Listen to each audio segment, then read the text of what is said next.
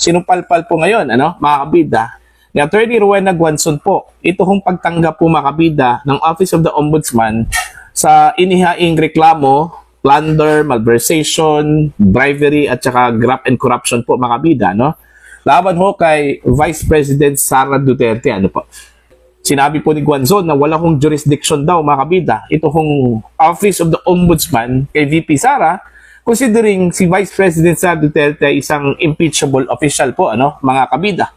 Malinaw daw sa ating saligang batas na hindi ho pwedeng i-prosecute ng ombudsman ang vice presidente at mga impeachable officials po, mga kabida.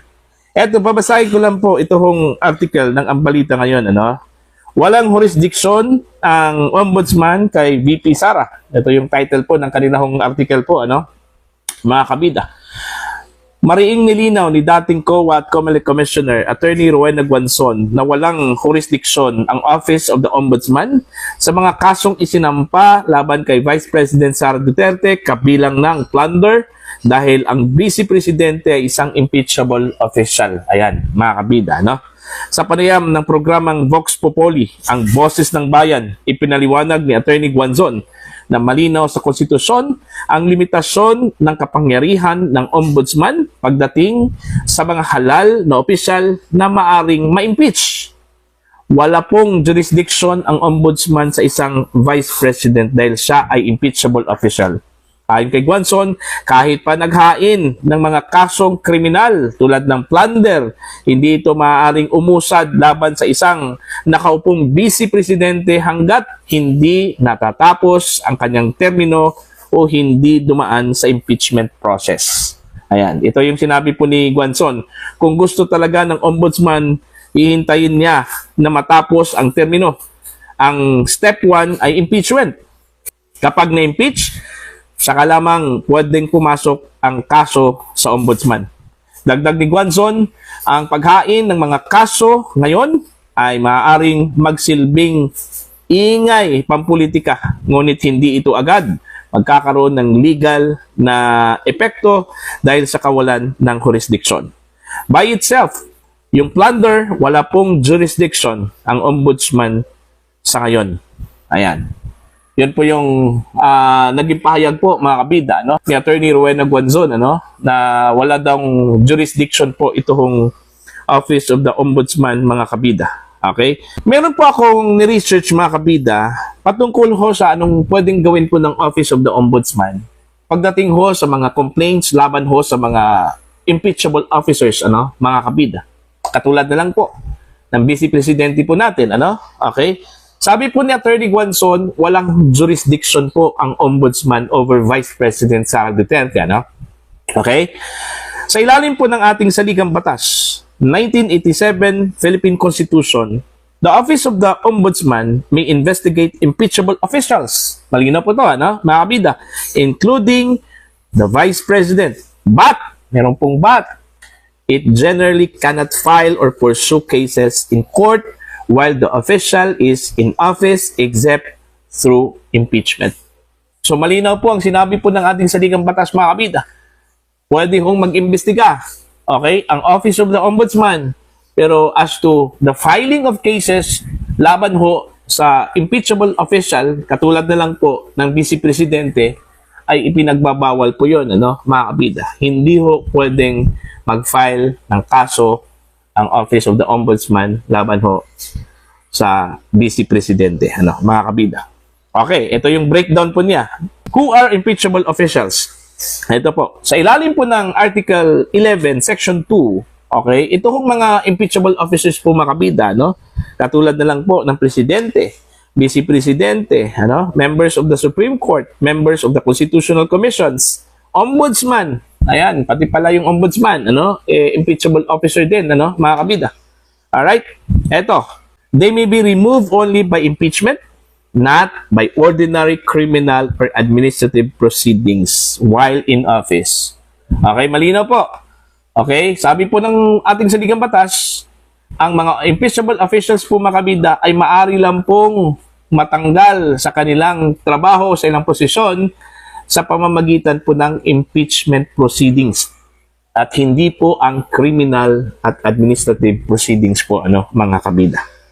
Okay, number 2. Can the Ombudsman investigate the Vice President? Malinaw po yun sa first paragraph na sinabi ko po kanina, binasa ko po kanina, mga kabida. Yes. Okay? The Ombudsman has the constitutional authority to investigate any public official, including impeachable ones. Ayan.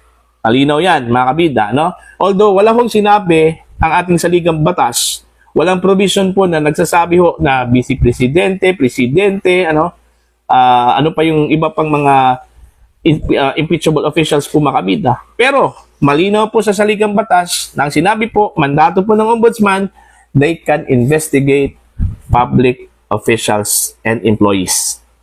Okay? Public officials and employees. And since the Vice President and any other impeachable officials are public officials, mga kabida, pwede ho silang maimbestigahan ng Office of the Ombudsman. Okay? Investigation can include fact-finding, evidence gathering, determining whether there is a probable cause, mga kabida. Okay? This is important because the findings may be used to, una, support an impeachment complaint. Alright? Preserve evidence for future prosecution after removal from office. Ayun, pwede ho. Pwede hong mag-imbestiga ang Ombudsman. Wala hong pumipigil sa kanila, sa ilalim po ng ating saligang batas, mga kabida. Okay? Pero, yung magiging resulta doon ho sa kanilang investigasyon, ang findings po, mga kabida, maaari hong gamitin para ho sa isang impeachment proceedings. O di kaya, maaaring gamitin para ho sa future prosecution po, mga kabida, sa mga impeachable officers o officials pagkatapos po ng kanilang mga termino, mga kabida. Okay? Malinaw po yun. Alright? Number 3. Can the Ombudsman file criminal or administrative cases against the Vice President while in office? Ang sagot po dito, generally no. Bakit? The Constitution protects impeachable officials from being removed indirectly through court cases. So, malinaw po. Ang ating saligang batas daw, pinoprotektahan po, mga kabida, ang mga impeachable officers o officials, na matanggal, okay, sa kanilang posisyon indirectly through court cases. Okay? Kasi malinaw ho sa ating saligang batas na impeachment proceedings lang po ang maaari hong magtanggal ho, mga kabida, sa mga impeachable officials. Okay? Filing criminal or administrative cases that could result in removal would circumvent impeachment, which is unconstitutional. Kung magsasampa po ng kaso po, mga kabida, whether criminal man or administrative, okay, laban ho sa isang impeachable official, katulad na lang po ng Vice Presidente, ay isang paraan para ma-circumvent, mga kabida, yung impeachment, which is the only recourse para humatanggal ang isang impeachable official.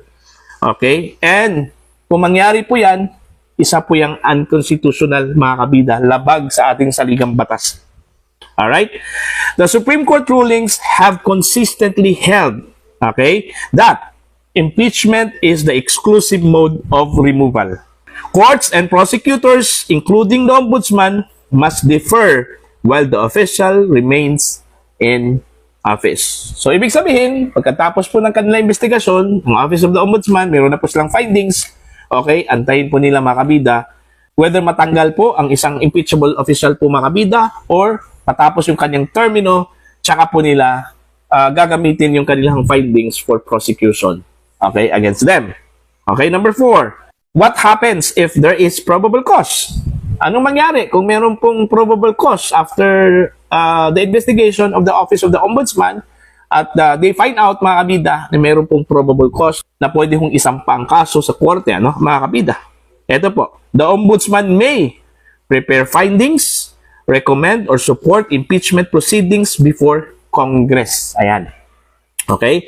File cases only after the official is impeached or convicted or the official's term ends. So ito, practical summary po, mga kabida, para po maintindihan, Ang Office of the Ombudsman, okay, can investigate VP Sara? Yes. Can gather evidence? Yes. Recommend impeachment? Yes. File criminal or admin case while in office? No.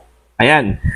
File cases after removal or end of term? Yes. Yan yon. The bottom line, mga kabida, the Ombudsman can investigate impeachable officials like the Vice President, but impeachment, not prosecution, is the constitutional remedy while they are in office. So malinaw po, mga kabida, no? Yung sinabi po ni Attorney Rowena Guanzon, okay, na wala hong jurisdiction, yes, partly.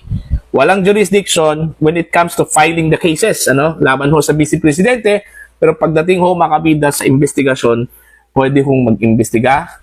Ang Office of the Ombudsman, meron po silang jurisdiction. As a general rule, pwede ho silang mag-imbestiga, mga kabida, sa mga public officials, including impeachable officials, mga kabida.